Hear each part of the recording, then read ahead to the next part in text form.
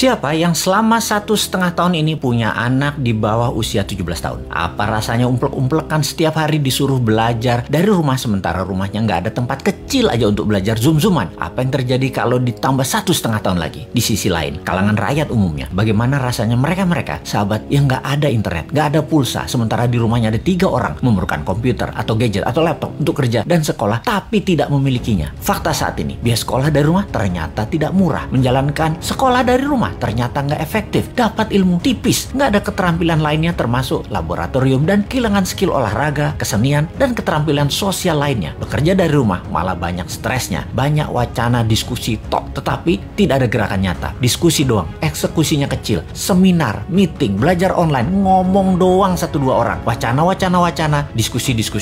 Rekening mah minus juga. Saat ini dunia bergeser jauh. Berapa lama kita akan menjadi seperti ini di bawah serangan virus? Jawabannya, kalau gini cara mengelolanya, selamanya, setidaknya sampai tahun 2025. Demikian kata WHO dan World Bank. Waduh, paling cepet 2023 awal deh. Tetap aja lama. Maunya tahun 2021 ini paling lama selesai deh. Vaksin deh tuh 100% orang Indonesia. Pertanyaan lagi, apakah selesai COVID? Ya nggak tahu juga. Menurut Ngana, selesaikah COVID ketika 100% manusia Indonesia sudah divaksin? Jawabannya nggak tahu. Misalnya, manusia setelah divaksin, efeknya tingkat kematian dan fatality-nya menurun, tetapi tetap bisa kena. Dimana kalau kena ya isolasi mandiri, katakan 10 hari. Setiap hari ada 30.000 orang bergantian bergiliran. Tiap hari ada 30.000. Karena 10 hari di isoman, maka yang dikurung hari itu adalah 300.000 orang per hari yang terkurung gantian sampai 100 juta orang. Gitu ya, 2 tahun itu bisa tercapai. Bisa lebih. Serem amat ya kalau ini terjadi. Untuk mencapai 60% populasi yang benar, ya bisa 2 tahun lagi, mungkin bisa 4 tahun lagi. Kalau hal ini terjadi, maka bukan hanya ekonomi yang ambiar, tetapi keterampilan sosial anak kita, keterampilan lainnya hilang. Bisa terjadi generation gap yang parah, di mana di tahun 2045, 24 tahun lagi, mereka usianya yang sekarang 10-20 tahun itu adalah mereka menjadi tulang punggung angkatan kerja dan usaha. Mereka, bayangkan, tidak punya keterampilan yang mumpuni. Maka angkatan yang usianya 50-70 tahun di kemudian tadi masih tetap bekerja dan ini tidak efektif. Maka gawat kalau bernegara tidak ada yang memikirkan hal ini, tetapi lebih memikirkan tenaga kerja asing bagaimana bisa masuk terus dengan dilindungi pejabat paling berkuasa. Alhamdulillah berhasil masuk terus. Itu lebih penting baginya sekarang. Saat ini generasi mendatang ngapain gue pikirin katanya. Yang penting saat ini lagi berkuasa, gak ada yang boleh halangin. Pokoknya gigi 5, gaspol, gue harus kaya. Lalu siapa yang urus generasi muda yang sudah 1,5 tahun ini dikurung di rumah? Ditambah masih ada kemungkinan dikurung lagi 1,5 tahun lagi. Kita urai masalahnya. Kalau anak usia saat ini 7-11